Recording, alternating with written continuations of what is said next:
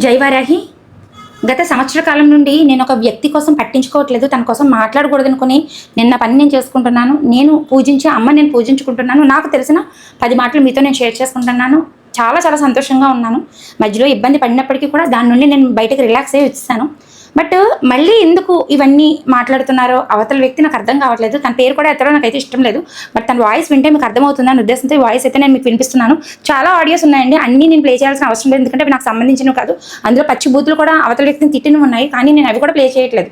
ఎందుకంటే సర్వం అమ్మవారే చూసుకుంటారు. అమ్మవారి పాదాల దగ్గర ఉండి అమ్మవారి దగ్గర ఉండి ఈ విధమైన బూతులు ఎలా తిడుతున్నారో కూడా నాకు తెలియదు. బట్ అలాంటి బూతులు మాట్లాడడానికే కానీ వినిపించడానికే కానీ నాకైతే మనసు రావట్లేదు. బట్ కొన్ని ఆడియో క్లిప్స్ నేను మీకు వినిపిస్తున్నాను, చూడండి.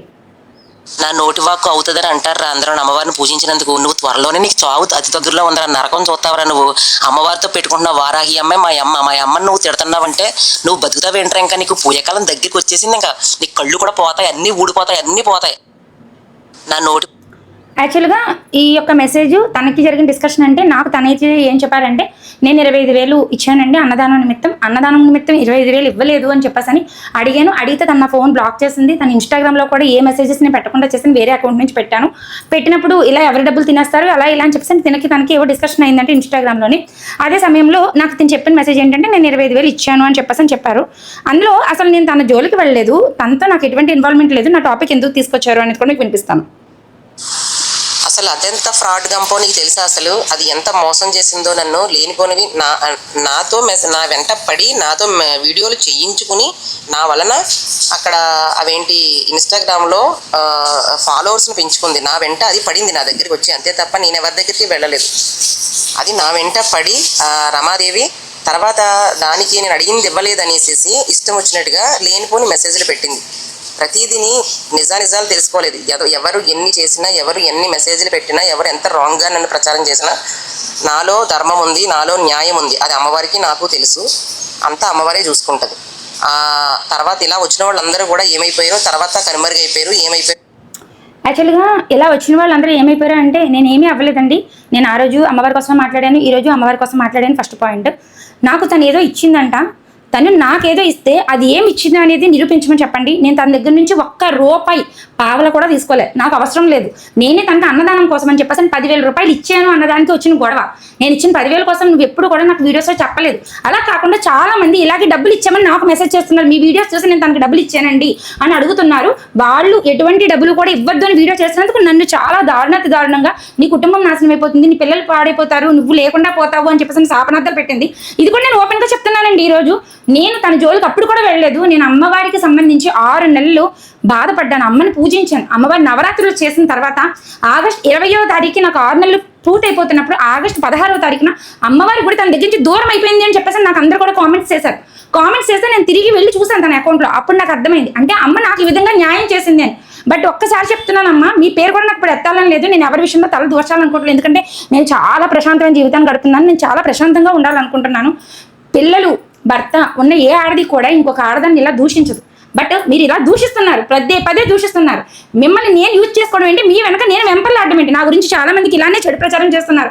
నేను ఏ రోజు మీ వెనక నేను వెంపర్లాడలే. మీరు నా మాట బాగుంది, మీరు బాగా మాట్లాడుతున్నారు, అన్నదానం కోసం చెప్పండి అంటే, పోనీ అమ్మవారి దగ్గర ఉన్నారు కదా, మీ మీద నాకు చాలా ప్రత్యేకమైన అభిమానంతో నేను ఆ విధంగా చెప్దామని చెప్పేసి వచ్చాను. మీ దగ్గరకు వచ్చి నేను 2 సార్లు వీడియోలు తీసిన మాట నిజమే.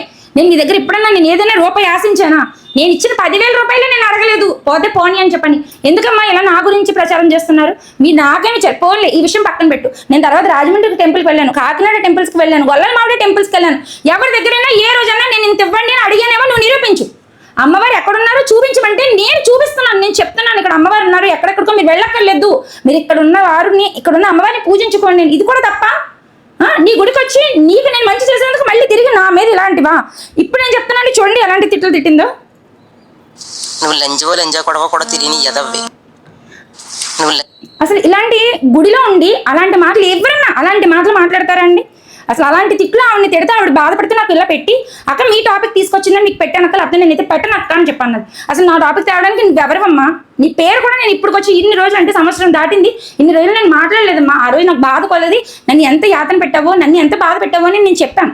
అందరికీ అర్థమైంది అమ్మవారు ఎవరి వైపు ఉన్నారో, ఎవరు మంచివారో, ఎవరు చెడ్డవారో అని చెప్పండి. అది చాలు నాకు. నేను అందరికీ నిరూపించుకోవాల్సిన పని లేదు. నీ దగ్గర నుంచి నేను తీసుకోవడం ఏంటి?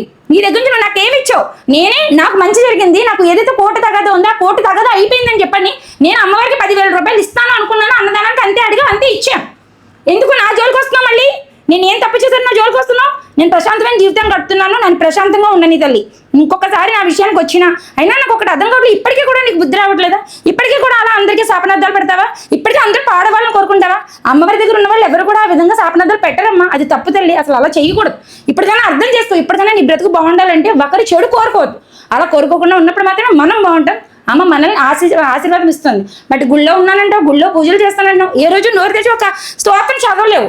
అంత గుళ్ళో ఉన్నావు, నువ్వు మాట్లాడాల్సిన మాటలేంటి? నీ మాట వల్ల 10 మందికి మంచి జరగాలి. ఆ 25,000 రూపాయలు నువ్వు అన్నదానం చేయలేదంటే ఇచ్చి దాంట్లో నన్ను ఎందుకు తీసుకొస్తున్నావు? నేనేం చేశాను? నేను ఎప్పుడైనా నీ దగ్గర ఏమైనా తీసుకుంటే ఇప్పటివరకు ఎందుకు అవుతావు? ఆ రోజే రుజువులు సాక్ష్యాలతో నా గురించి చూపిద్దు. ఎందుకంటే నువ్వు నన్ను చేసిన దానికి, నేను వీడియోలు చేసిన దానికి, ఇంకో ఈవెన్ నా దగ్గర డబ్బులు తీసుకుంది సాక్ష్యాధారాలని చెప్పి చూపించేదాన్ని. నీ దగ్గర ఏ సాక్ష్యాలు లేక నోటి మాట అందరూ నమ్ముతారు కదా అని నా గురించి తప్పుడు ప్రచారం చేస్తే నేను నమ్మే వారాహ్యం కూడా చూస్తూ ఊరుకోరమ్మా. నేను నీకులా శాపనార్థాలు పెట్టను, కానీ నన్ను ఏడిపించి నన్ను బాధపెట్టి నా మనసును బాధ పెట్టాలని చూస్తే మటుకు నేను ఒప్పుకోను. ఇదే ఫైనల్గా చెప్తున్నాను. ఇంకొకసారిగానే మాట్లాడితే దీనికన్నా నేను పెద్ద వీడియో క్లియర్గా చేసి అందరికీ కూడా ఎక్కడ చూపించాలో, ఎక్కడ పెట్టాలో, ఎవరితో కొలాబరేషన్స్ తీసుకోవాలో వాళ్ళతో కొలాబరేషన్స్ తీసుకునే చేస్తాను. ఇదే ఫైనల్గా చెప్తున్నాను. నా గురించి ఇంకొకరు ఎవరికైనా కామెంట్స్ చేసినా, ఎవరికైనా ఇలా ఇన్స్టాగ్రామ్లో కానీ వాట్సాప్లో కానీ మెసేజ్లు చేసినా ఒప్పుకోను. నన్ను బ్లాక్ చేసి నా కోసం పర్టికులర్గా మీ వాళ్ళతో కామెంట్స్ చేయించి ఆ కామెంట్స్ని స్క్రీన్ షాట్ తీసి నువ్వు వాట్సాప్ స్టేటస్లో, ఇన్స్టాగ్రామ్ స్టేటస్లో పెట్టినా కూడా అంతే అమ్మ చూసుకుంటుందని చెప్పేసి వదిలేసాను. బట్ ఇంకా చాలా చెప్పాలని ఉంది, కానీ నేను చెప్పను. నేను ఎంతవరకు మాట్లాడాను అంతవరకు మాట్లాడాను.